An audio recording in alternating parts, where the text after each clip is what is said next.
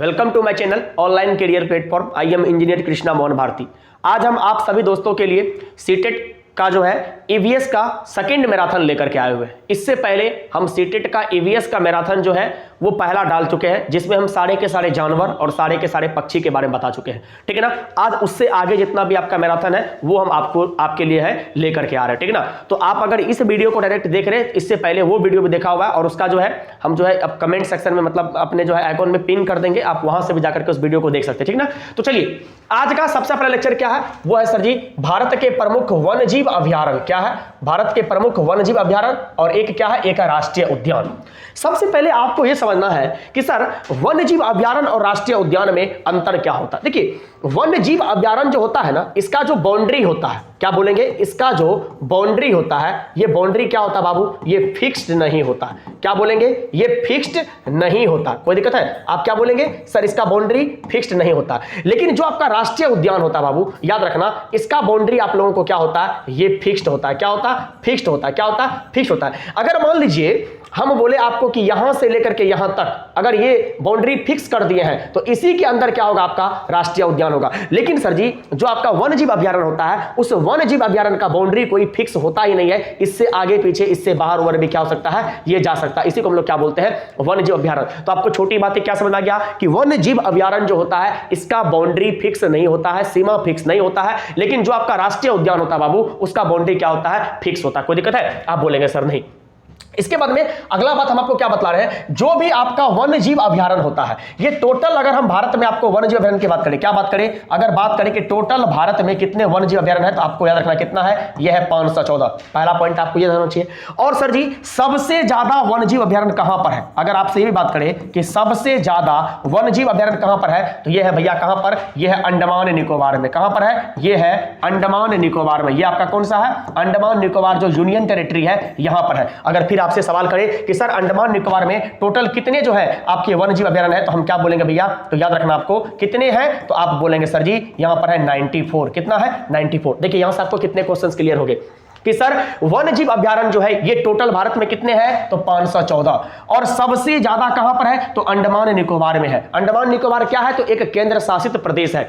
और सर अंडमान निकोबार में टोटल कितने हैं, तो आप बोलेंगे सर जी 94 है। कोई दिक्कत है? आप बोलेंगे नहीं। अगर आपसे बात करें कि टोटल राष्ट्रीय उद्यान कितने हैं, तो हम बोलेंगे भैया इसकी संख्या अगर बात कर ले भारत में कि भारत में इसकी टोटल संख्या कितना, तो यह है 110। कितना है? 110। और अगर आपसे बात कर ले कि सबसे ज्यादा, क्या बात करें कि सबसे ज्यादा जो है राष्ट्रीय उद्यान कहां पर है, तो ये बोलेंगे सर जी आपको मध्य प्रदेश में। कहां पर है? मध्य प्रदेश में। और पूछ ले कितना है, तो हम क्या बोलेंगे बाबू, ये है 9। कोई दिक्कत है? आप बोलेंगे नहीं। यहां से क्वेश्चंस 100% आने की पॉसिबिलिटी है। अभी तक में इस तरह का क्वेश्चंस नहीं आया है, तो इसको क्या कीजिएगा, ध्यान में रख करके चलिएगा, क्योंकि सर जी आपको क्या है, एक लेवल ऊपर का हमेशा तैयार करके क्या करना है, रहना। फिर से अपनी बात को सुनिए, वन्यजीव अभयारण्य क्या होता है, जिसका बाउंड्री फिक्स नहीं होता है। और राष्ट्रीय उद्यान क्या होता है, जिसका बाउंड्री फिक्स होता है। भारत में टोटल राष्ट्रीय उद्यान की संख्या कितनी है, 110। और सबसे ज्यादा कहां पर है, मध्य प्रदेश में। कितनी है, तो आप बोलेंगे 9। और भारत में वन्यजीव अभयारण्य की संख्या टोटल कितनी है, तो आप बोलेंगे 514। और सबसे ज्यादा कहां पर है, तो अंडमान निकोबार में। कितना बाबू, तो 94। और ये अंडमान निकोबार क्या है, तो आप बोलेंगे सर जी ये एक यूटी है,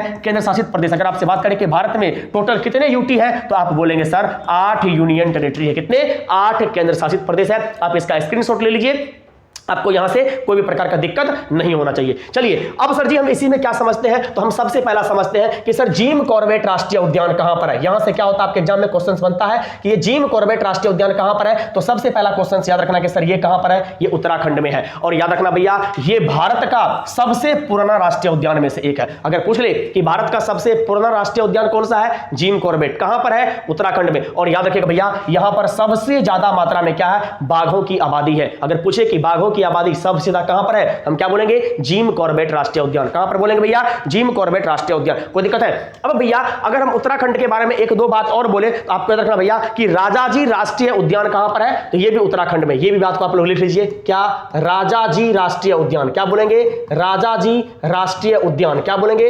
राजाजी राष्ट्रीय उद्यान। ये भी कहां पर है, तो ये भी भैया आपको कहां पर है, उत्तराखंड में ही। अगर आपसे हम बात करें भैया नंदा देवी राष्ट्रीय उद्यान भी कहां पर है, तो ये भी उत्तराखंड में। कौन सा, इसको हम लोग बोलते हैं नंदा देवी राष्ट्रीय उद्यान। क्या बोलते हैं? नंदा देवी राष्ट्रीय उद्यान। क्या बोलते हैं?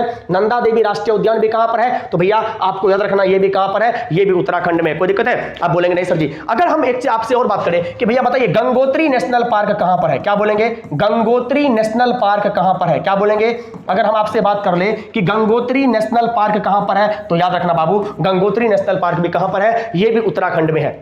फिर से आप मेरी बात को सुनिए।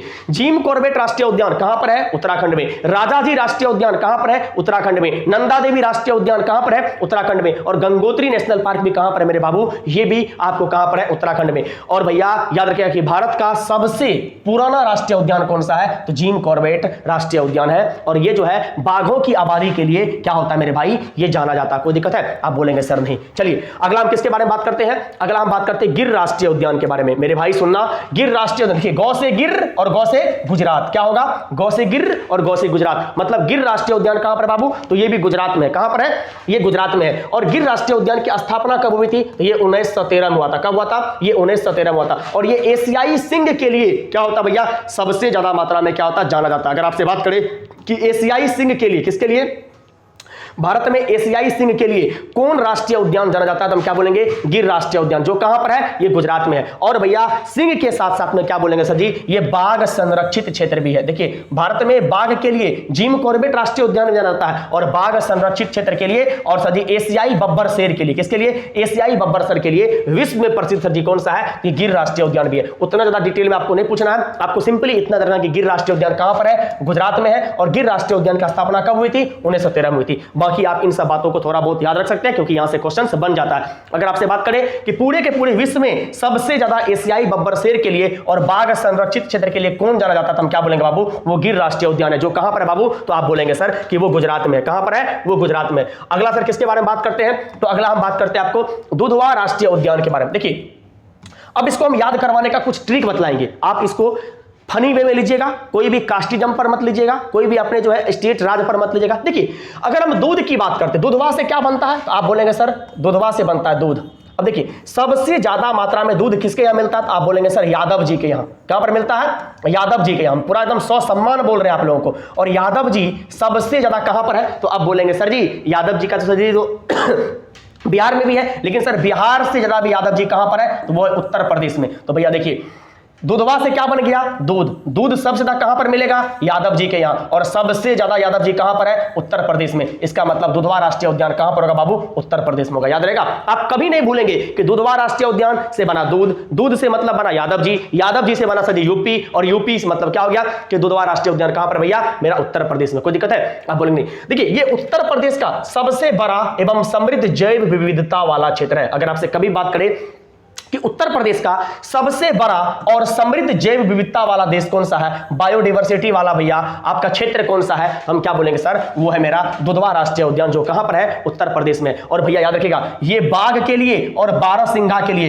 क्या है भैया? विश्व में प्रसिद्ध है। जिस प्रकार से हम आपको बोले कि एशियाई शेर के लिए कौन? तो आप बोलेंगे सर गिर राष्ट्रीय उद्यान। उसी प्रकार से क्या बोलेंगे सर जी? बाघ के लिए और बारहसिंघा के लिए विश्व में कौन सा प्रसिद्ध है? तो आप बोलेंगे सर जी वो दुधवा राष्ट्रीय उद्यान जो है वो मेरा क्या है? प्रसिद्ध। कोई दिक्कत है? अब बोलेंगे नहीं सर। अब आगे हम किसके बारे में बात कर रहे हैं? हम आपको बात कर रहे हैं काजीरंगा राष्ट्रीय उद्यान। नाम से ही रखना है, काजीरंगा राष्ट्रीय उद्यान। कहां पर है भैया? ये असम में है। कहां पर है? ये असम में है। देखिए काजीरंगा नेशनल पार्क जो है ये किसके लिए जाता है? तो सर सबसे ज्यादा क्वेश्चन पूछता है ये एक सींग वाले गेंडे के लिए क्या है भैया? प्रसिद्ध है। तो अगर आपसे कोई पूछे, दो क्वेश्चन सबसे ज्यादा इंपॉर्टेंट है कि काजीरंगा राष्ट्रीय उद्यान कहां पर है? तो असम में। और काजीरंगा राष्ट्रीय उद्यान किसके लिए जाना जाता है? तो एक सींग वाला गेंडा के लिए। यानी तो क्वेश्चन कभी इसका अपोजिट पूछ लेगा आपसे कि एक सींग वाले गेंडा के लिए कौन प्रसिद्ध है भारत में? तो हम क्या बोलेंगे भैया? काजीरंगा नेशनल पार्क, जो कहां पर है बाबू? तो आप बोलेंगे सर ये असम में। कोई दिक्कत है? और 1985 में विश्व विरासत स्थल के रूप में भैया क्या हुआ था? इसको घोषित किया गया था। तो जब भी आपसे कभी पूछ ले कि काजीरंगा राष्ट्रीय उद्यान को विश्व विरासत स्थल कब घोषित किया गया था, तो हम बोलेंगे 1985 में। कोई दिक्कत है? चलिए हम आपको कमेंट सेक्शन में एक क्वेश्चन देते हैं जो बीपीएससी का आया हुआ क्वेश्चन है, आप लोग इसका जवाब देंगे। क्या भैया बताइए, अपने यहां जो इंडिया गेट है, जो इंडिया गेट कहां पर है? दिल्ली में है। कहां पर है? दिल्ली में है। क्या बताइए, इंडिया गेट ये विश्व विरासत स्थल के सूची में है या नहीं है? अगर है तो आप कमेंट करेंगे कि जी सर इंडिया गेट विश्व विरासत की सूची में है, और अगर नहीं है तो आप बोलेंगे सर नहीं, ये जो है विश्व विरासत स्थल के सूची में नहीं है। कोई दिक्कत है? आप कमेंट सेक्शन में कमेंट करके बताएंगे। ये बीपीएससी का पूछा हुआ सवाल है। फिर से बोल रहे हैं, काजीरंगा राष्ट्रीय उद्यान को विश्व विरासत स्थल के रूप में कब घोषित किया गया था? हम बोलेंगे 1985 में। क्वेश्चन पूछेगा कहां पर है? असम में। किसके लिए जाना था बाबू? तो एक सिंग वाला गैंडा के लिए। देखिए, ये काजीरंगा नेशनल पार्क जो है, इसको भारतीय बाघों का घर भी कहा जाता है। ये भी क्वेश्चन यहां से इंपॉर्टेंट है कि भारतीय बाघों का घर किसे कहते हैं? तो काजीरंगा राष्ट्रीय उद्यान को, जो कहां पर है? असम में। जो खास करके किसके लिए प्रसिद्ध है बाबू? तो आप बोलेंगे एक सिंग वाले गैंडा के लिए क्या है सर? प्रसिद्ध है। सर अगला देखिए कहां पर है? अगला है बांधवगढ़ राष्ट्रीय उद्यान। भैया देखना, बांधवगढ़ राष्ट्रीय उद्यान कहां पर है? यह है आपके मध्य प्रदेश में। कहां पर है? मध्य प्रदेश में। याद रखना मेरे भाई, बांधवगढ़ राष्ट्रीय उद्यान कहां पर है? मध्य प्रदेश में। और मध्य प्रदेश में सबसे ज्यादा मात्रा में क्या है सर जी? राष्ट्रीय उद्यान। कितने? तो 9 राष्ट्रीय उद्यान। फिर से बोले, सबसे भारत में टोटल राष्ट्रीय उद्यान अगर पूछ ले कि भारत में टोटल राष्ट्रीय उद्यान कितना, तो क्या बोलेंगे? 110। लेकिन सबसे ज्यादा राष्ट्रीय उद्यान कहां पर है? तो क्या बोलेंगे? मध्य प्रदेश में। कितना बाबू? तो आप बोलेंगे सर जी 9 है। 9 99 मत बोल देना, 9 ही है। कोई दिक्कत है? और सर जी यहां पर एक और इंपॉर्टेंट राष्ट्रीय उद्यान है मध्य प्रदेश में, जिसका हम लोग क्या नाम बोलते हैं? उसको बोलते हैं पन्ना राष्ट्रीय उद्यान। क्या बोलते हैं? उसी को बोलते हैं पन्ना राष्ट्रीय उद्यान। क्या बोलते हैं भैया? इसी को बोलते हैं पन्ना राष्ट्रीय उद्यान। याद कर लेना भैया, ये भी क्वेश्चन आपके एग्जाम में आता है कि पन्ना राष्ट्रीय उद्यान कहां पर है मेरे बाबू? तो याद रखना, ये मध्य प्रदेश में। कहां पर है? मध्य प्रदेश। देखिए, बांधवगढ़ राष्ट्रीय उद्यान ये मध्य प्रदेश का सबसे प्रसिद्ध राष्ट्रीय उद्यानों में से एक है। अगर आपसे बात कर ले कि मध्य प्रदेश का, एमपी का सबसे प्रसिद्ध राष्ट्रीय उद्यान में एक कौन सा है मेरे सुना, तो आप बोलेंगे वो है बांधवगढ़ राष्ट्रीय उद्यान। कहां पर है? मध्य प्रदेश में है। और 1968 में इसको राष्ट्रीय उद्यान घोषित किया गया था। अगर कभी आपसे बात करें कि बांधवगढ़ राष्ट्रीय उद्यान को राष्ट्रीय उद्यान कब घोषित किया गया था, तो हम कब बोलेंगे? वो किया गया था 1968 में। कब किया गया था? 1968 में। और ये भी बाघों के लिए प्रसिद्ध है। देखिए, अगर आप क्वेश्चंस को गलत करेंगे ना, तो लगभग आप देख रहे हैं कि राष्ट्रीय उद्यान बाघ के लिए तो सर क्या है? प्रसिद्ध है ही। और देश में सबसे छोटा राष्ट्रीय उद्यान की अगर आपसे बात करें तो वो कौन सा है? वो है साउथ बटन। फिर से आप मेरी बात को सुनिएगा, अगर आपसे बात करें कि सर देश में सबसे छोटा राष्ट्रीय उद्यान कौन सा है, तो आप क्या बोलेंगे कि देश का सबसे छोटा राष्ट्रीय उद्यान है साउथ बटन, जो कहां पर है? ये अंडमान निकोबार में। कहां पर है? जो अंडमान निकोबार में। और इसी अंडमान निकोबार में सबसे ज्यादा भैया आप क्या बोलेंगे? क्या है? आप क्या बोलेंगे? वन्य जीव अभ्यारण्य है। कितना सर जी? तो आप बोलेंगे 94। और टोटल वन्य जीव अभ्यारण्य कितना है? तो आप बोलेंगे सर जी वो है 514। क्या बोलेंगे? 514। अब देखिए, पहला बाघ अभ्यारण्य कौन सा है? तो वह है सरिस्का बाघ अभ्यारण्य। अगर आपसे बात करें कि सबसे पहला भारत का बाघ अभ्यारण्य कौन सा है? सरिस्का बाघ अभ्यारण्य। और ये कहां पर है? तो आप बोलेंगे सर जी ये राजस्थान में है। अगर आपसे कभी पूछ ले कि सरिस्का बाघ अभ्यारण्य कहां पर है, तो राजस्थान में। देखिए, भारत का सबसे ज्यादा राष्ट्रीय उद्यान कहां पर है? मध्य प्रदेश में। क्वेश्चन आ गया ना। और भारत में सबसे ज्यादा मात्रा में राष्ट्रीय उद्यान कितना है? तो आप बोलेंगे सर जी 9। अगर आपसे बात कर ले कि भारत में टोटल कितने राष्ट्रीय उद्यान है, फिर से बोल रहे भैया, तो आप क्या बोलेंगे? सर ये है 110। कितना है? ये 110। और सबसे ज्यादा कहां पर है? तो मध्य प्रदेश में। कितना है बाबू? तो आप बोलेंगे सर जी 9। देखिए, इतना बार हम आपको लिख रहे हैं, रिपीट कर रहे हैं कि आपको ये कॉन्सेप्ट जो है बिल्कुल दिमाग में मेरे सोना मैना मेरे भैया आपको छप जाना चाहिए। ठीक है ना? सोना मैना तो आप लोग को नहीं बोलेंगे, क्योंकि आप लोग हमारे बड़े भाई के समान है, बड़ी दीदी के समान है। ठीक ना? चलिए, तो दीदी और भैया आपको समझ में आ जाना चाहिए। ठीक ना? चलिए देखिए भैया, अगला किसके बारे में बात करते हैं कि देश का सबसे बड़ा बाघ अभयारण्य कहां पर है? तो यह है भैया नागार्जुन सागर। ये कहां पर है? आंध्र प्रदेश में। फिर से बोल रहे हैं कि देश का सबसे बड़ा बाघ अभयारण्य नागार्जुन सागर कहां पर है? मध्य प्रदेश में। और भारत का सबसे ज्यादा वन्यजीव अभयारण्य कहां पर है? अंडमान निकोबार में। कितना भैया? 94। और टोटल कितना भैया? आप बोलेंगे सर जी यह है 110। कितना है? 110। और विश्व का एकमात्र तैरता हुआ राष्ट्रीय उद्यान कहां पर है? यह केबुल लामजाऊ। और यह कहां पर है? यह है मणिपुर में। कहां पर है? यह है मणिपुर में। याद रखना मेरे भैया कि विश्व का एकमात्र ऐसा राष्ट्रीय उद्यान जो क्या है? तैर रहा है, फ्लोट कर रहा है, उसका नाम क्या है? उसका नाम है केबुल लामजाऊ राष्ट्रीय उद्यान, जो कहां पर है? मणिपुर के अंदर है। और देश में सबसे बड़ा राष्ट्रीय पार्क कौन सा है? सबसे बड़ा राष्ट्रीय पार्क है हिमिस राष्ट्रीय पार्क, जो कहां पर है बाबू? ये लद्दाख के अंदर है। कहां पर है? ये लद्दाख के अंदर है। फिर से मेरी बात को सुनिएगा, अगर कभी भी आपसे कोई बात करे, कभी भी अगर आपसे सर कोई बात करे कि भैया देश का सबसे बड़ा राष्ट्रीय पार्क कौन सा है, तो उसका नाम क्या है? हिमिस राष्ट्रीय पार्क, जो कहां पर है? लद्दाख के अंदर है। कहां पर है? लद्दाख के अंदर है। कोई दिक्कत है? और भारत में सबसे अधिक ऊंचाई पर भी स्थित अगर कोई राष्ट्रीय पार्क की बात करे, तो वह राष्ट्रीय पार्क भी कौन सा है? हिमिस राष्ट्रीय पार्क ही है, जो कहां पर है? लद्दाख में। यहां से 3 क्वेश्चन बनेगा। भारत में सबसे अधिक ऊंचाई पर स्थित राष्ट्रीय पार्क कौन सा है? हिमिस राष्ट्रीय पार्क। हिमिस राष्ट्रीय पार्क कहां पर है? लद्दाख में है। और सबसे बड़ा राष्ट्रीय पार्क भी कौन सा है? हिमिस राष्ट्रीय पार्क, जो कहां पर है? आप बोलेंगे सर जी ये लद्दाख में। क्या बोलेंगे आप सर? ये क्या बोलेंगे? लद्दाख में। देखिए सर जी, अब आपसे एक क्वेश्चन और पूछता है कि केवलादेव राष्ट्रीय उद्यान कहां पर है। अब कुछ क्वेश्चंस हैं जो हम आपको यहां से और बोल देते हैं, उसको सर आप लोग क्या कीजिएगा, देख लीजिएगा। देखिएगा, अगर आपसे कोई भी बात करे कि सर केवलादेव राष्ट्रीय उद्यान कहां पर है, तो आप क्या बोलेंगे? सर यहीं से हम लिखते हैं। अगर आपसे कभी भी बात करें कि हाँ यहां पर जगह है, अगर हम बात करेंगे सर किसके बारे में? केवलादेव राष्ट्रीय उद्यान, तो क्या बोलेंगे सर जी? देखिएगा यहां पर एक नंबर में क्या बात करेंगे हम? आपसे बात करेंगे केवलादेव राष्ट्रीय उद्यान। क्या बोलेंगे? केवलादेव राष्ट्रीय उद्यान। तो आप क्या बोलेंगे सर कि ये केवलादेव राष्ट्रीय उद्यान भी कहां पर है? तो सर ये है आपको राजस्थान के अंतर्गत। कहां पर? राजस्थान में। कोई दिक्कत है? आप बोलेंगे सर नहीं। अगर आपसे बात करें कि सर घाना पक्षी अभयारण्य कहां पर है, क्या बोलेंगे? अगर आपसे बात करें कि सर घाना पक्षी अभयारण्य कहां पर है, तो आप क्या बोलेंगे कि सर ये घाना पक्षी अभयारण्य भी कहां पर है? तो ये भी मेरे भैया कहां पर है? तो ये भी राजस्थान के अंदर है। अगर हम आपसे बात करें रणथंभौर राष्ट्रीय उद्यान, भैया इसको लगा लीजिए, इसको लगा लीजिए। अगर हम आपसे बात करें रणथंभौर राष्ट्रीय उद्यान, क्या बात करें? रणथंभौर राष्ट्रीय उद्यान। क्या बोले? रणथंभौर राष्ट्रीय उद्यान। तो क्या बोलेंगे सर ये रणथंभौर राष्ट्रीय उद्यान भी कहां पर है? राजस्थान में। ये तीन को क्या करना भैया आपको याद करके रखना। अगर हम यहीं से एक बात करें सरिस्का राष्ट्रीय उद्यान, ये भी कहां पर है? तो आपको क्या बताया था जी कहां पर? राजस्थान में। कौन सा? सरिस्का राष्ट्रीय उद्यान। कौन सा?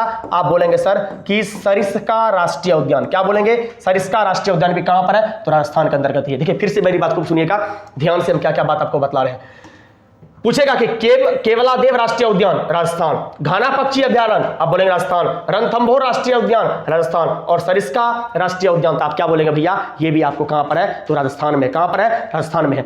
अब भैया देखिएगा एक क्वेश्चन आपसे और पूछता है कि भैया बताइए चंद्रप्रभा वन्यजीव अभयारण्य कहां पर है? तो मेरे भैया याद रखना, जब भी आपसे बात करें किसके बारे में? चंद्रप्रभा। क्या बात करें? चंद्रप्रभा वन्यजीव अभयारण्य। क्या बोलेंगे?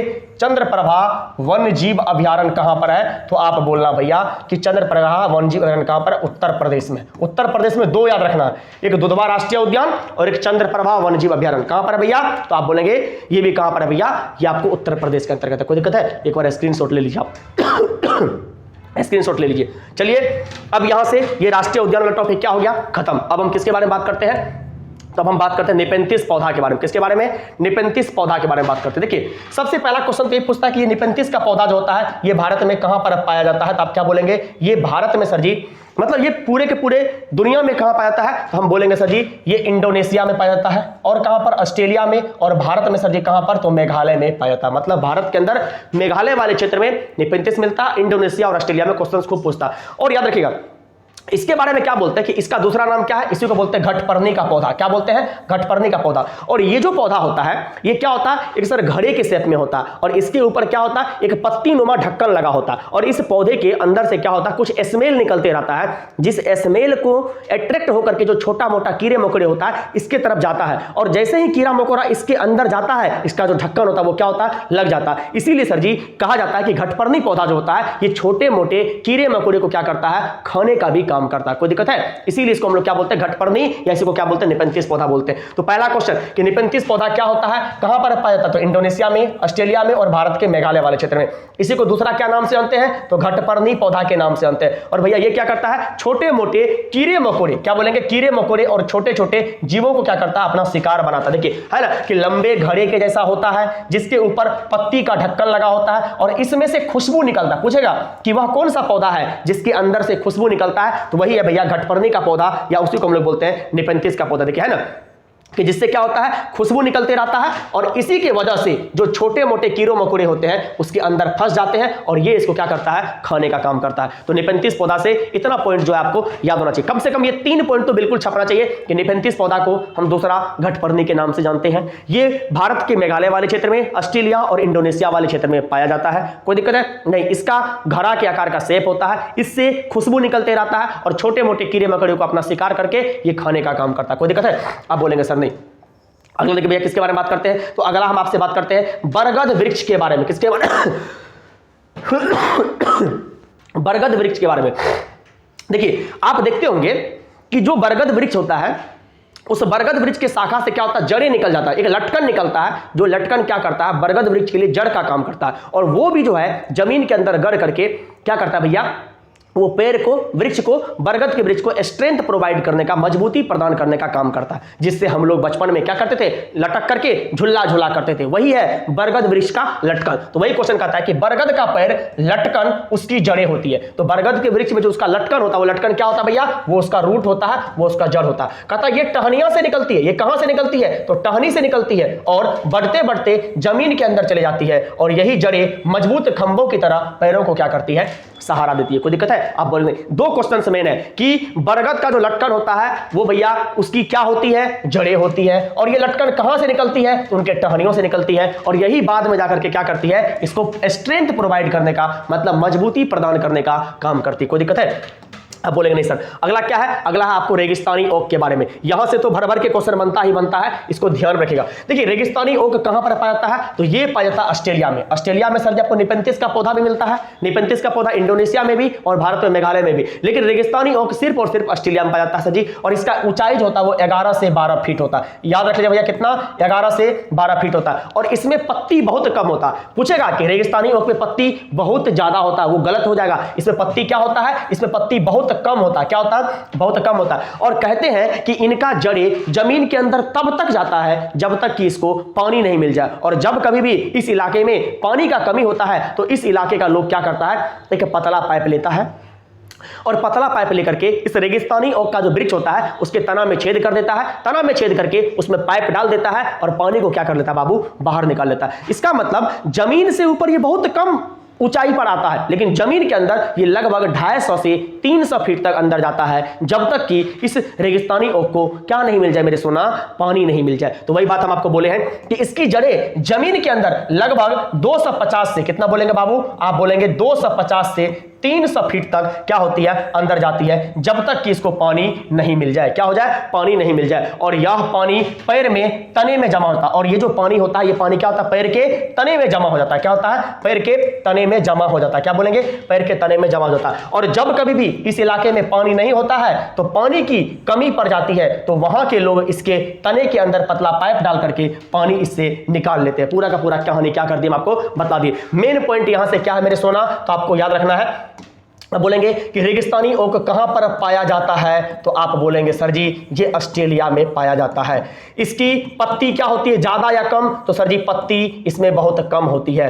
अगला, ये जो वृक्ष होते हैं ये जमीन से ऊपर कितने होते हैं, तो 11 से 12 फीट में होते हैं। जमीन के अंदर कितना होता है, तो आप बोलेंगे 250 से 300 फीट जमीन के अंदर होते हैं। पानी कहां पर स्टोर होता है, तो तना में स्टोर होता है। कहां पर पतला पाइप डाल करके निकालते हैं, तो तना में पतला पाइप डाल करके पानी क्या कर लेते हैं मेरे सोना, निकाल लेते हैं। कोई दिक्कत है बाबू, कोई दिक्कत है? आप बोलेंगे सर नहीं, यहां तक में कोई प्रकार का कोई भी दिक्कत या कोई भी डाउट नहीं है गुरुदेव। चलिए आगे की बात को कंटिन्यू करते हैं मेरे दोस्त। अब देखिएगा हम किसके बारे में बात करते हैं, तो हम बात करते हैं जंगल के बारे में। देखिएगा जंगल के बारे में क्या कहता है, सबसे इंपॉर्टेंट क्वेश्चन कि जंगल का संरक्षण करने का मतलब क्या होता है कि इसका बचाव कौन करता है, तो वहां की ग्राम सभा करती है, मतलब वहां के गांव के लोगों के द्वारा की जाती है। बहुत बहुत इंपॉर्टेंट क्वेश्चन है कि भैया जंगल का संरक्षण, जंगल का रखरखाव, जंगल का बचाव कौन करता है, तो वहां की ग्राम सभा करती है। कौन करता है मेरे दोस्त, वहां की ग्राम सभा करती है। कोई दिक्कत है? अब देखिएगा एक क्वेश्चन बहुत पूछता है कि जंगल अधिकार कानून कब आया था, तो ये 2007 में आया था। और जंगल अधिकार कानून 2007 कहता है कि जो भी व्यक्ति वहां पर पिछले 25 साल से रह रहा है, आप उस व्यक्ति को वहां से हटा नहीं सकते हैं। देखिए वही बात यहां पर कहता है कि जंगल अधिकार कानून 2007 के अनुसार जो लोग पिछले 25 सालों से, कितने सालों से बाबू, पिछले 25 सालों से जंगलों में रह रहे हैं, यह कानून उन्हें अधिकार देता है कि वह इस जंगल पर जो भी चाहे उसे उगा सकते हैं और उन्हें हटाया नहीं जा सकता है। तो क्वेश्चन पूछेगा कि जंगल में रह रहे व्यक्ति को वहां से हटाया नहीं जा सकता है और वह वहां पर जो भी चाहे उसको अपने मर्जी से उगा सकता है। तो बताइए यह कौन सा अधिनियम के थ्रू का था, हम क्या बोलेंगे, जंगल अधिकार अधिनियम 2007 के थ्रू जो भी व्यक्ति उस जंगल में पिछले 25 वर्षों से रह रहा है। तो यहां पर की पॉइंट क्या निकल करके आ गया, 3 की पॉइंट कि जंगल अधिकार कानून अधिनियम कब आया था, तो हम बोलेंगे मेरी सुग्गा 2007 में आया था। जंगल का रखरखाव कौन करता है, तो हम बोलेंगे वहां की ग्राम सभा करती है। कौन करती है, ग्राम सभा करती है। कोई दिक्कत है? अब बोलेंगे सर जी जंगल में कितने वर्षों से रह रहे व्यक्ति को वहां पर जंगल अधिकार कानून अधिनियम 2007 के थ्रू हटा नहीं सकते हैं, तो हम बोलेंगे पिछले 25 वर्षों से रह रहा है। कोई दिक्कत है? अब बोल नहीं। देखिए अगला बात क्या बोलता है कि खानों की खुदाई, खानों की खुदाई और बाघों का निर्माण करने से जंगल क्या हो रहे हैं सर जी, निर्माण करने से जंगल क्या हो रहा है सर जी, थोड़ा सा कम पड़ रहा है। क्या हो रहा है? कम पड़ रहा है। जैसे सर जी आप लोग क्या कर रहे हैं सर जी, खान का खुदाई कर रहे हैं, कोयला निकाल रहे हैं, जंगल से अलग अलग प्रकार का चीज निकाल रहे हैं, उससे सर जी ऊपर का चीज को तो हटाना पड़ेगा। जैसे मान लीजिए कोई जंगल है, उस जंगल में बहुत सारा वृक्ष है, अब आपको लगता है कि इसके अंदर जो है ना पेट्रोलियम है, कोयला है, तो भैया उसको खोदने के लिए सबसे पहले वृक्ष को हटाना पड़ेगा, और अगर वृक्ष हटेगा जंगल खत्म होगा तो इससे क्या हो रहा है, इसकी खुदाई से वहां पर जो है भैया क्या बोलेंगे कि कहीं ना कहीं सर जी मेरा जो जंगल है, वन है, वो क्या हो रहा है, उसमें कमी हो रहा है। कोई दिक्कत है? आप बोलेंगे सर नहीं। एक एक पॉइंट को याद रखिएगा जो पॉइंट हम आपको बता रहे हैं। अगला सर किसके बारे में बात करते हैं, तो हम आपको बात करते हैं कृषि के बारे में। देखिए कृषि क्या होता है, यह एक प्राथमिक क्रिया, आप सर इकोनॉमिक्स में पढ़ते होंगे प्राइमरी, सेकेंडरी और टर्शियरी। सॉरी थोड़ा सा तबीयत सही नहीं है, तो पर भी हम आपके लिए कंटिन्यू क्लास लेकर के आ रहे हैं, ठीक है ना। थोड़ा सा कोऑपरेट कीजिएगा, ठीक है ना। तो हम आपको बोले कि इकोनॉमिक्स में 3 सेक्टर होता है, primary sector, secondary sector, tertiary sector. तो प्राथमिक मतलब जो है सर प्राथमिक सेक्टर में आता है। अब आप लोग हमको बतलाएंगे कि अभी जो हम आपको पढ़ा रहे हैं इसका मतलब आपको क्या कर रहे हैं, सर्विस दे रहे हैं, सेवा दे रहे हैं। तो कमेंट में कमेंट करके आप हमको दूसरा क्वेश्चन बताएंगे कि सर्विस जो है ये कौन से सेक्टर में आता है, प्राथमिक में, द्वितीयक में या तृतीयक में। कोई दिक्कत है? आप हमको कमेंट सेक्शन में कमेंट करके बतलाएंगे। चलिए तो कृषि जो है ये कैसा क्रिया है, ये एक प्राथमिक क्रिया। कहता है कि विश्व में 50% लोग जो है वो कृषि से संबंधित क्रियाओं में संलग्न है। अगर आपसे बात करें कि पूरे के पूरे वर्ल्ड में कितना % जनसंख्या कृषि से रिलेटेड है, क्या बोलेंगे 50% जनसंख्या। कोई दिक्कत है? और भारत की कितनी जनसंख्या, तो भारत की सजी 2/3 तिहाई जनसंख्या। क्या बोलेंगे? भारत की 2/3 तिहाई। देखिए वही बात बोलते हैं कि भारत की 2 तिहाई जनसंख्या जो है अब तक कृषि पर निर्भर रहती है। देखिए पूरे के पूरे वर्ल्ड के कितना % पॉपुलेशन कृषि पर डिपेंड कर रहा था, 50%, और भारत की 2/3 मतलब 2 तिहाई जनसंख्या जो है वो कृषि पर क्या कर रही है, डिपेंड कर रही है। देखिए कृषि में क्या क्या आता है, तो फसल आता है, फलों आता है, सब्जी उगाना आता है, और पशुपालना, पशुपालन में क्या होता है, सामने होता है। अब आप लोग ये मत सोचिएगा कि सर जी पशुपालना में बकरी, भेड़, गाय ये सब रखना जो है पशुपालन नहीं, ये सब भी क्या है, पशुपालन नहीं। कोई दिक्कत है? अगला कहता है कि जिस भूमि में फसल उगाई जाती है उसी को हम लोग क्या बोलते हैं, कृषिगत भूमि बोलते हैं। नहीं कहते सर जी जिस भूमि में कृषि उगाते ही नहीं है उसको हम लोग क्या बोलते हैं, बंजर भूमि बोलते हैं। लेकिन जिस कृषि में, जिस खेत में हम लोग सर जी धान कोई भी प्रकार का फसल उगाते हैं उसको हम लोग क्या बोलते हैं, नहीं ये कृषि होने वाली भूमि है, और कृषि जहां से हो रही है उसी प्रकार की भूमि को मेरे सोगा हम लोग क्या बोलते हैं, कृषिगत भूमि बोलते हैं। क्या बोलते हैं? उसी को कृषिगत भूमि बोलते हैं। क्या बोलते हैं होगा, उसी को हम लोग कृषिगत भूमि बोलते हैं। देखिए अगला क्वेश्चन क्या होता है थोड़ा सा इसको निकालिएगा तो अभिषेक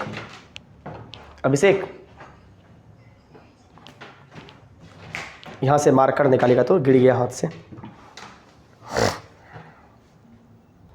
चलिए सॉरी थोड़ा सा पेन नीचे गिर गया था, ठीक है ना।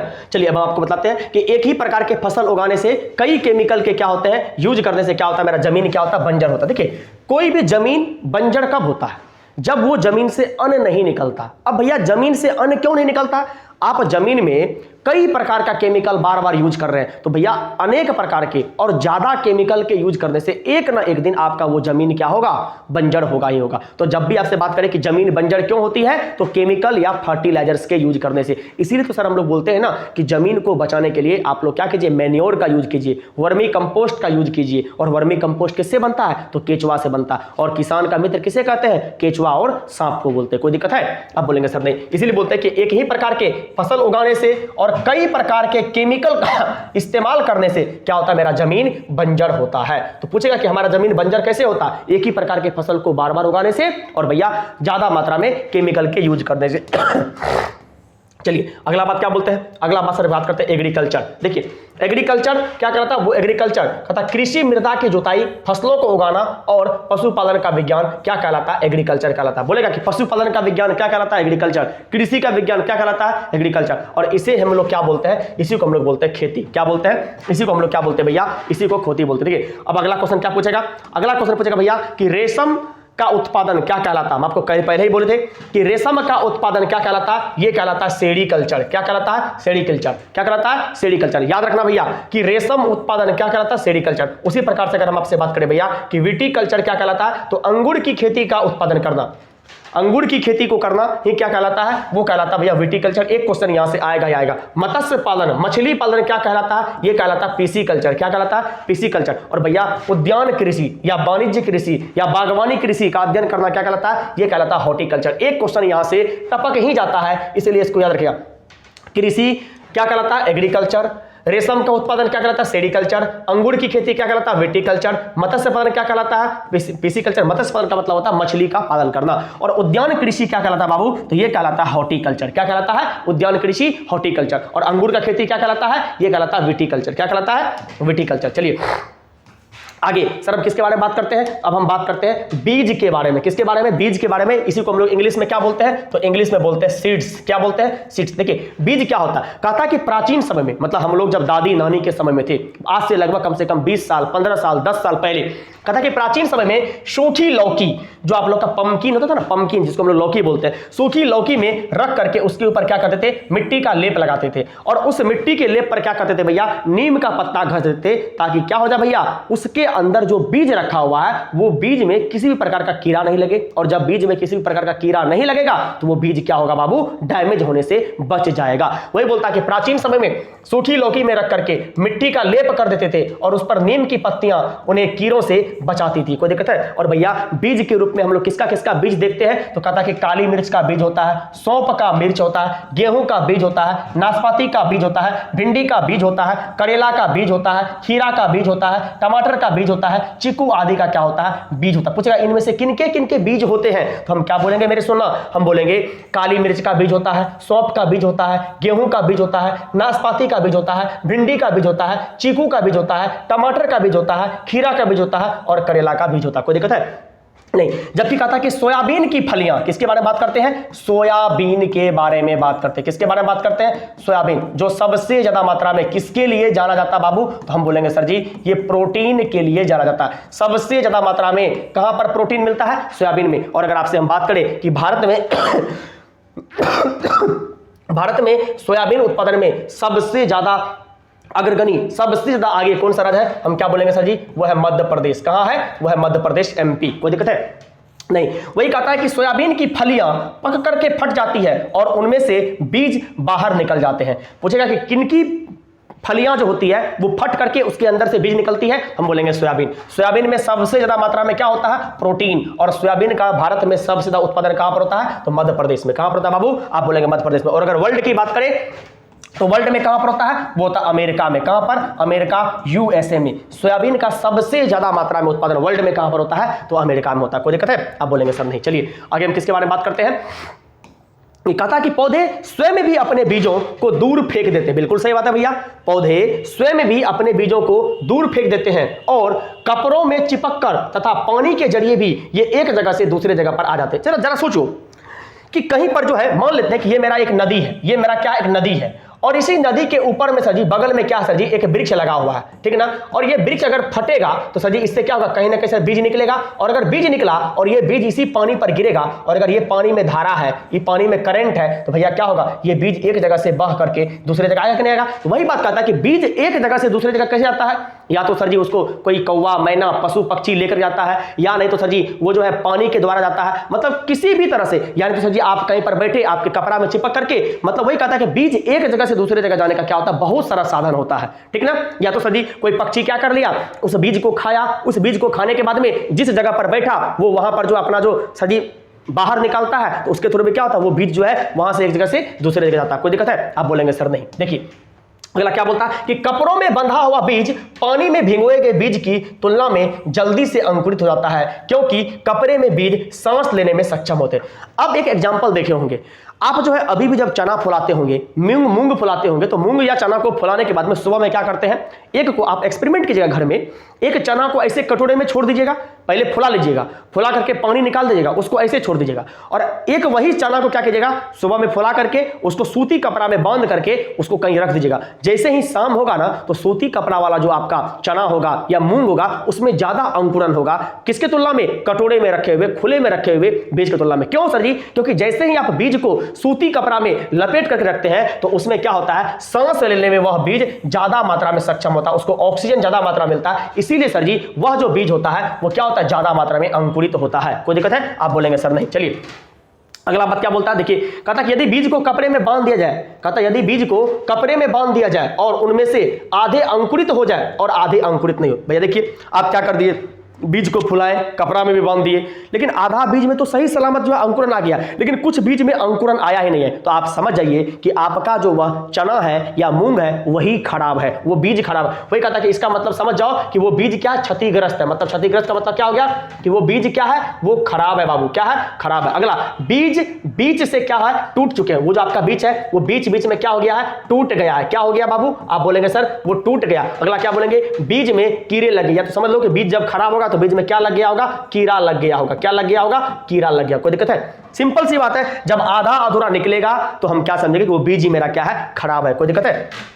आप बोलेंगे सर नहीं। देखिए अगला हम किसके बारे में बात करते हैं, तो अगला हम आपसे बात करते हैं सब्जी के बारे में। देखिए सब्जी के बारे में क्या बोलता है कि अधिकतर सब्जियां पौधे के फूल होते हैं। क्या होते हैं? अधिकतर सब्जियां जो होता है वो किसी भी पौधे के क्या होते हैं, फूल होते हैं, और कुछ सब्जियां जो होते हैं उस पौधे के क्या होते हैं, फल होते हैं। मतलब कहने का मतलब होता है कि सब्जी जो होता है ना, क्या कहने का मतलब है, कहने का इसका मतलब होता है कि सब्जी जो होता है वो किसी भी पौधा का क्या होता है, सब्जी जो होता है वो किसी भी पौधा का ज्यादा मात्रा में क्या होता है, या तो फूल वाला भाग होता है, क्या होता है, फूल वाला भाग होता है, और सर कुछ उससे कम मात्रा में क्या होता है, या तो सर जी उसका फल वाला भाग होता है। जैसे आप लोग कहते हैं कि सहजन का फूल, सर जी वो भी क्या है, एक प्रकार का सब्जी ही है कि नहीं? वही बोलता है कि सब्जियां ज्यादातर पौधे के फूल वाले भाग होते हैं या नहीं तो फल वाले भाग होते हैं। कोई दिक्कत है? आप बोलेंगे सर नहीं। अगला क्वेश्चन देखिए, यहां से खूब बनेगा, और क्वेश्चन पूछता है कि भैया लोहा या आयरन गुड़, आंवला और हरे पत्तीदार सब्जियां में मिलता है। पूछ रहा है कि सबसे ज्यादा मात्रा में आयरन किससे मिलता है। ये क्वेश्चंस भर भर के पूछता है कि भैया मान लीजिए कोई ऐसे क्वेश्चन पूछ लेगा कि कोई एक कविता नाम की लड़की है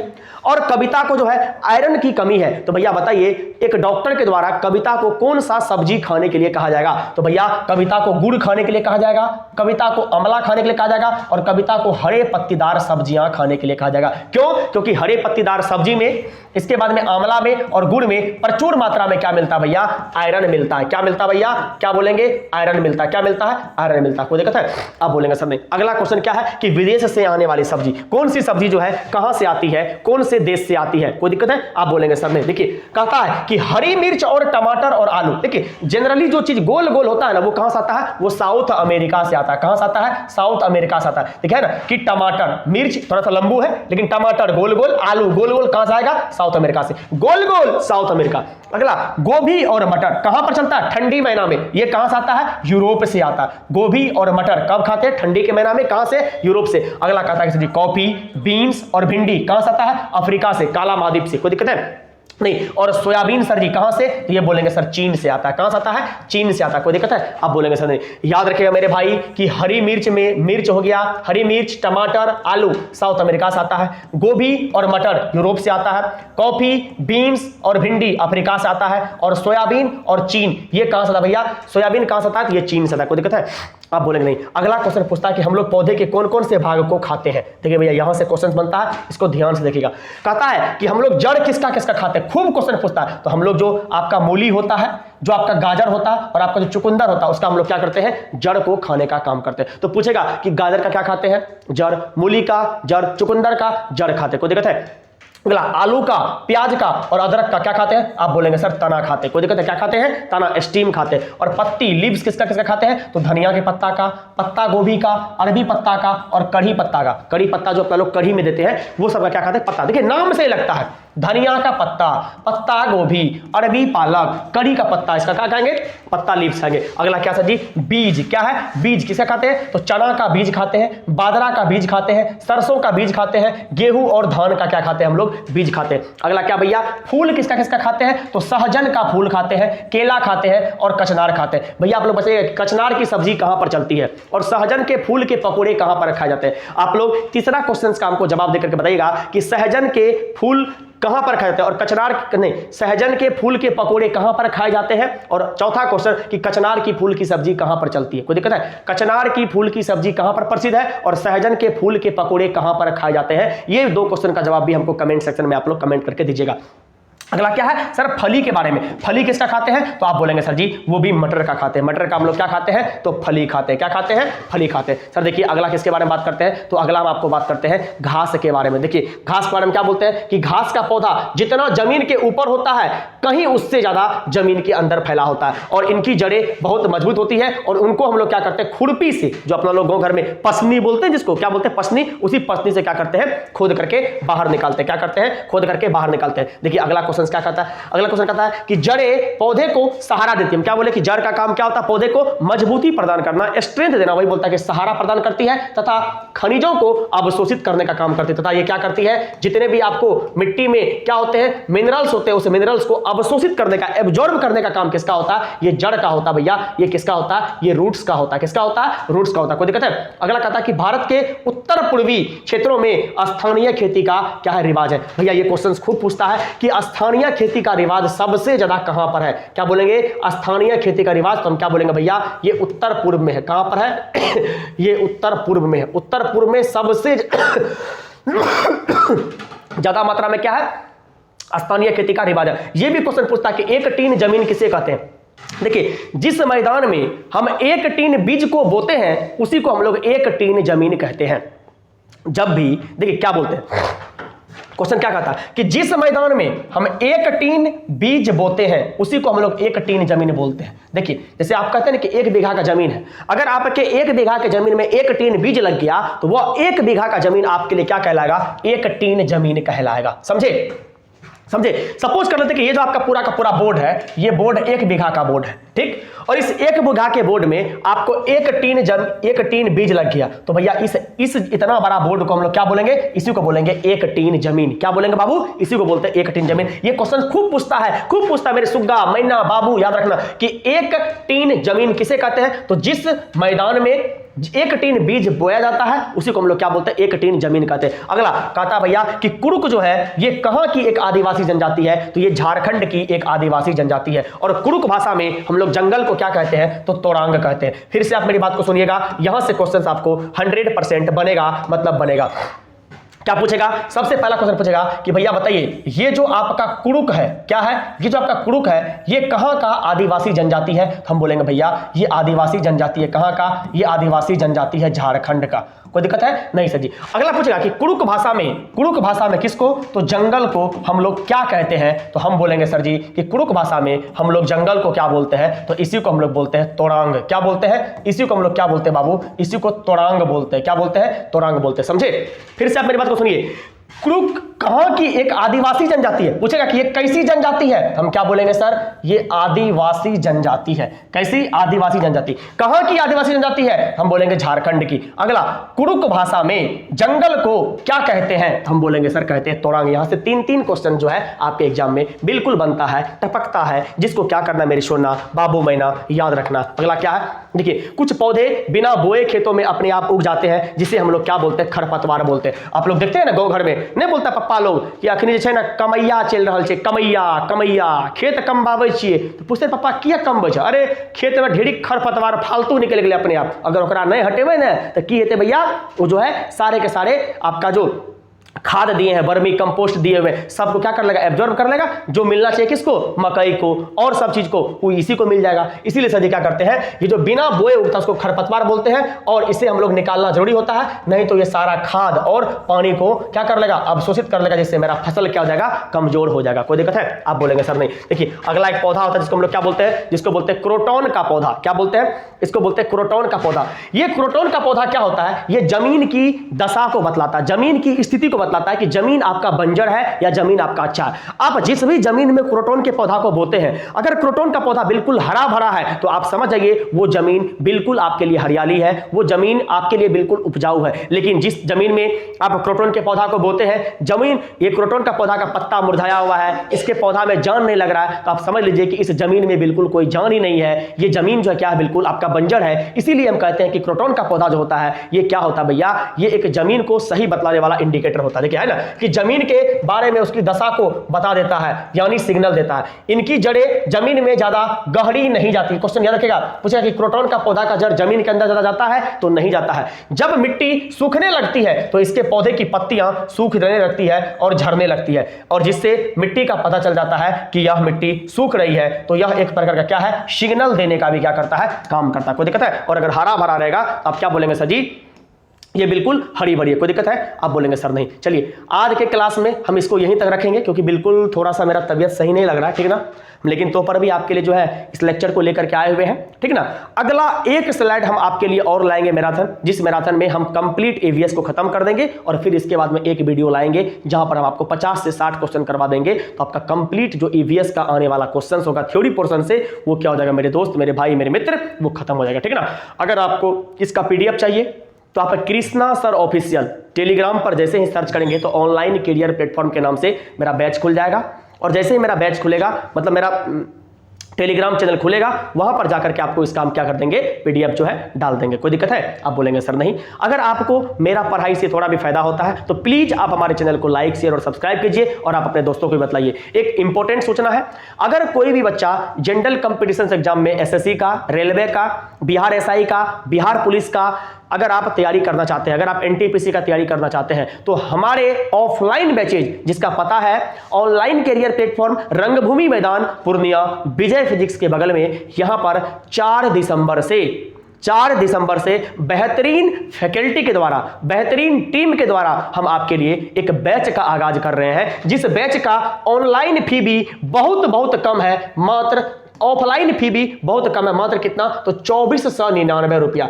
2499 रुपया में हम ऑफलाइन बैच में आपको बेहतरीन फैकल्टी के साथ में आपको क्या पढ़ा रहे हैं बाबू, तो आप बोलेंगे सर जी अर्थमेटिक और एडवांस पढ़ा रहे हैं। आप आइए और पढ़ करके देखिए, जिसमें से आप एक फैकल्टी को तो बार बार देख रहे होंगे, जिस फैकल्टी का नाम है सौरभ यादव सर, और एक फैकल्टी है जिसका नाम है नीतीश विश्वास सर, जिसमें कि आपको सौरभ यादव सर जो है वो अर्थमेटिक वाला एडवांस वाला पोर्शन पढ़ाएंगे, और जो आपका नीतीश विश्वास सर है वो आपको अर्थमेटिक वाला पोर्शन पढ़ाएंगे, ठीक है ना। तो अगर आपको लगता है कि हम इस टीम के साथ में जुड़ करके अपने तैयारी को एक मुकाम दे सकते हैं, तो मेरे दोस्त आइए आप मेरे साथ मिल करके इस मुहिम में हम और आप खड़े होते हैं, ठीक है ना। चलिए तब तक के लिए बाय बाय, टेक केयर, शुभ संध्या, शुभ रात्रि, आपका दिन शुभ हो, और भगवान करे आपको वो सब कुछ मिले जो आप चाहते हो।